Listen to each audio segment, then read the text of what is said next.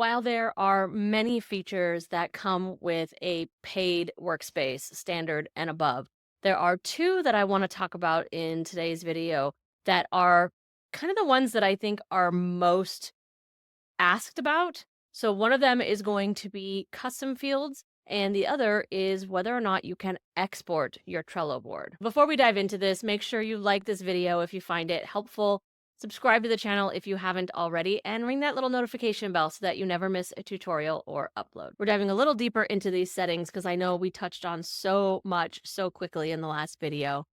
We are going to look at custom fields, which, as I mentioned briefly last time, is a paid feature.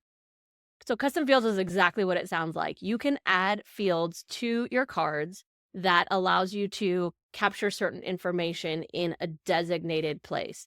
So obviously you can go into one of your cards and you can type any information you want into the description, into the comments. You can put anything you want and you can format that in certain ways, which we will touch on this in a future video, all this formatting here. But you can put any information you want here. But let's say perhaps you wanted to have a status capability or even a priority level on your cards. So maybe this is a board that you're using with a team and you want to be able to indicate when something is in progress or if something is a high level of priority. There are multiple ways you can do this. If you are in a free workspace, you can use labels, you can use lists, you can do all of that. But if you are in a paid workspace and you have access to custom fields, you are able to create a custom field for that specifically. So you can access it over here in that three-dot menu we were looking at, or from the card, you can go ahead and create a custom field. So you see here, there's a couple of common uses: priority, status, risk, effort, things like that, that they have pre-created for you.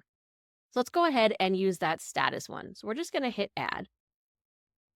And you can see it has already created this field for us. So we can click into the field here and we see the options that it is defaulted to. It's got to do, in progress, done, in review, approved, right?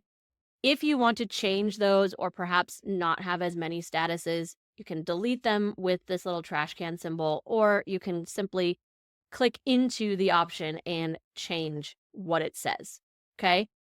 When you are looking at these custom fields, you will see this checkbox here, which says show field on the front of the card.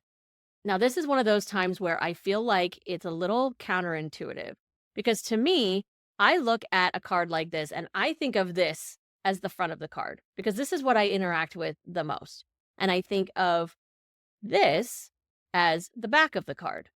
It's actually the opposite. So when you see on a custom field, you see that option where it says show field on front of card. What they are saying is when the card is closed, you want to be able to see that status, okay? So we see show field on front of card is checked. Let's go ahead and add a status to this card. We're going to go ahead and put to do, and then we're going to close this card.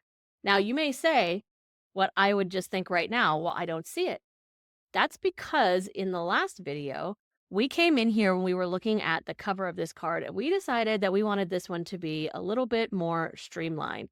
And so we had chosen this kind of streamlined view of the card. If we go back to the default for a cover where it simply goes at the top of the back of the card instead of becoming the entire back of the card, we can now see that there's more information down here, including our status. So that is what that means when you're creating a custom field. There are lots and lots of options that you can do with that. I will do a more in-depth video on all the different things you can do with custom fields. You can do calculations, you can do all kinds of fun stuff.